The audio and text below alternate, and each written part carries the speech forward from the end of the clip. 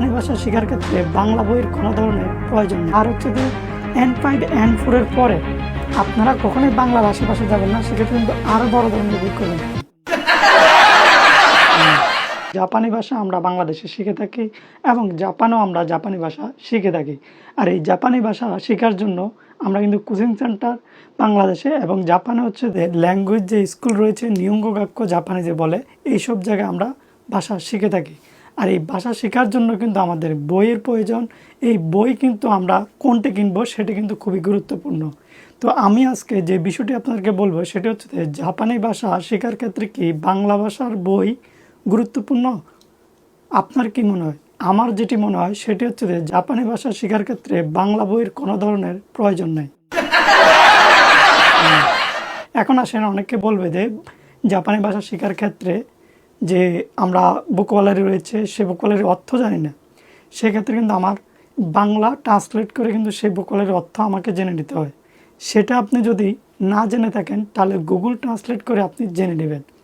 আরেকজনের বাংলা বই আপনি কখনো পড়বেন না। তার কারণ হলো বাংলা জাপানিজ এবং ইংরেজি জাপানিজ এবং হচ্ছে যে জাপানিজ, এই তিনটির মধ্যে কিন্তু অনেক ধরনের পার্থক্য রয়েছে। এর জন্য আপনি হচ্ছে যে জাপানি ভাষা শেখার ক্ষেত্রে অবশ্যই জাপানিজ বই শুধু ফলো করবেন। বাংলাদেশে যারা রয়েছেন তারা হচ্ছে যে সাধারণত N5 এবং N4 এই দুটি কিন্তু জাপানি ভাষার লেভেল আপনারা কমপ্লিট করেন।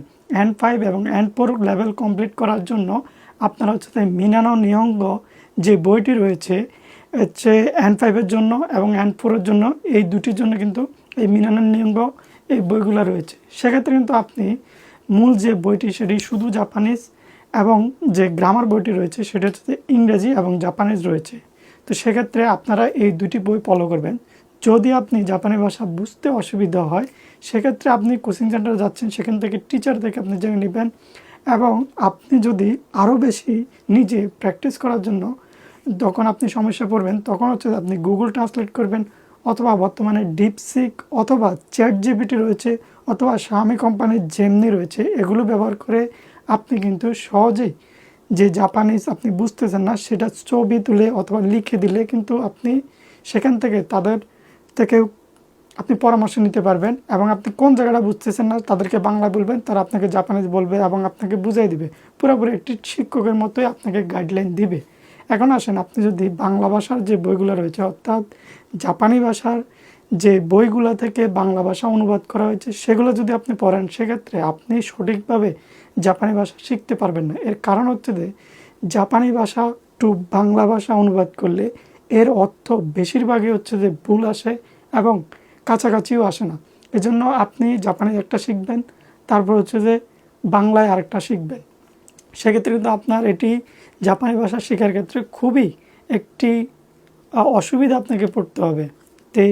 এবং জাপানিজ টু বাংলা ট্রান্সলেট করলেও আপনি অনেক অর্থ সরাসরি পাবেন, কিন্তু গ্রামাটিক্যাল যে ব্যাখ্যাগুলো রয়েছে সেগুলো কিন্তু আপনি কখনো বুঝতে পারবেন না।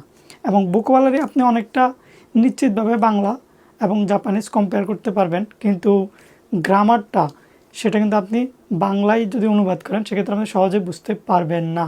সেক্ষেত্রে আপনাকে অবশ্যই জাপানিজ বই আপনাকে পড়তে হবে। জাপানিজ আপনি যদি না পারলেন সেক্ষেত্রে আপনি টিচার অথবা যারা জাপানিজ জানে তাদের থেকে আপনি পরামর্শ নিতে পারেন। সেক্ষেত্রে আমি একটু আগে বললাম যে জেমনি আছে, শাওমি কোম্পানির ChatGPT আছে, তারপর হচ্ছে যে ডিপসিক আছে, এরা হচ্ছে যে জাপানি ভাষা জানে, এদের থেকে আপনি শিখতে পারেন। আর যদি টিচার বা সেম্পাই মানে বড় ভাই জাপানে রয়েছে তাদের থেকে পরামর্শ নিতে পারেন, সেক্ষেত্রে সবচেয়ে বেটার হবে। আর হচ্ছে যে N5 N4 এর পরে আপনারা কখনোই বাংলার আশেপাশে যাবেন না, সেক্ষেত্রে কিন্তু আরও বড় ধরনের ভুল করবেন। কারণ জাপানি ভাষা অনেক সহজ, জাপানি ভাষা কিন্তু অনেক কঠিন। তো সেক্ষেত্রে কিন্তু আপনাকে N5 এবং N4 সর্বোচ্চ কিছু বাংলা সহযোগিতা আপনি নিতে পারেন। সেক্ষেত্রে কোনো বই আপনি সহযোগিতা নেবেন না, বাংলা বই একদমই পড়বেন না। কারণ আমি যখন জাপানি ভাষা শিখি আমি কখনো বাংলা ভাষার বই পড়ি নাই, এবং আমার টিচারও আমাকে কখনো বলে নাই যে তুমি বাংলা বই পড়ো। ভোকাবুলারির জন্য বলতো যে তুমি ট্রান্সলেট করে ভোকাবুলারি জেনে নাও, অথবা জাপানিজ ডিকশনারি, এটি হচ্ছে যে আপনি প্লে স্টোরে এবং অ্যাপল স্টোরে পাবেন। সেখানে আপনি যে ভোকাবুলারিটি দিবেন সেই ভোকাবুলারির সাথে কিন্তু তার অনেকগুলো প্রায় 1000-1500 সেন্টেজ আপনি পাবেন ওই ভোকাবুলারি ওটার মধ্যে, ওই সেন্টেজের মধ্যে আছে, এরকম 1000 1500 আপনি পাবেন। তো সেক্ষেত্রে কিন্তু আপনি একটি সেন্টেজ যখন গুগল ট্রান্সলেট করবেন, সেক্ষেত্রে কিন্তু আপনি এর অর্থ পাবেন এবং এই ভোকাবুলারির সঠিক অর্থ আপনি জানতে পারেন। কারণ জাপানিজ একটি ভোকাবুলারি কিন্তু অনেকগুলো অর্থ থাকে, সেক্ষেত্রে কোন জায়গায় কোনটি ব্যবহার হয়েছে সেটা কিন্তু আপনি সহজে বুঝতে পারবেন না। এই জন্য হচ্ছে যে জাপানিজ ডিকশনারি এই সফটওয়্যারটিতে আপনি হচ্ছে যে এই ভোকাবুলারিটি দিবেন, দেওয়ার পরে অনেকগুলো সেন্টেন্স আসবে, সেখান থেকে আপনার পছন্দ মতো দু একটা সেন্টেন্স, সেখানে আবার কিন্তু ইংলিশও এর অর্থ দেওয়া থাকে। আপনি প্রয়োজনে গুগল ট্রান্সলেট করে তার পুরোপুরি সেন্টেন্স যদি আপনি অনুবাদ করেন, সেক্ষেত্রে আপনি ওই অর্থটা ভালোভাবে বুঝতে পারবেন। আর N5 এবং N4 এর পরে N3, N2, N1-এ আপনারা কখনোই বাংলা ব্যবহার করবেন না, সেক্ষেত্রে কিন্তু আরও বড় ধরনের ভুল করবেন। কারণ জাপানি ভাষার যত লেভেল হাই হবে, তত তার গ্রামাটিক্যাল এবং ভোকাবুলারি ব্যাখ্যাগুলো তত ডিপলি অনেক ব্যাখ্যা রয়েছে। সেক্ষেত্রে কিন্তু আপনি বাংলা যে অনুবাদ বইগুলো রয়েছে, সেখানে আপনি পড়ে কোনোভাবেই আপনি তৃপ্তি পাবেন না এবং সঠিকভাবে আপনি জাপানি ভাষা শিখতে পারবেন না। ভবিষ্যতে ভালো কিছু করার জন্য এবং জাপানি ভাষা জাপান এবং বাংলাদেশেও কাজে লাগানোর জন্য আপনি বাংলা বইকে অ্যাভয়েড করুন। প্রথমে আপনার জন্য অনেক কষ্টকর হতে পারে, সেক্ষেত্রে কিন্তু এটি অনেক ফল দিবে